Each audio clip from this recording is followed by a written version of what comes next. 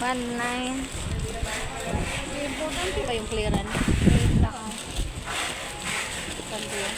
Clearance ka na. Para magpa-clearance nga para makuha mo back pay mo. Para apply ka sa ibang ibang Kailangan mo para ma-release yung OA mo. nakapirma yun. Nantay ko nga ngayon nang dumating eh. Yung clearance ko sir, kunin ko.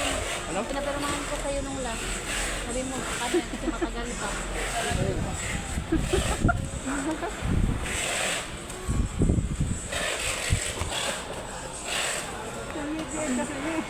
Pati ka yun. Alam mo anong problema ni Tinoy ah? Kanina pa yan eh.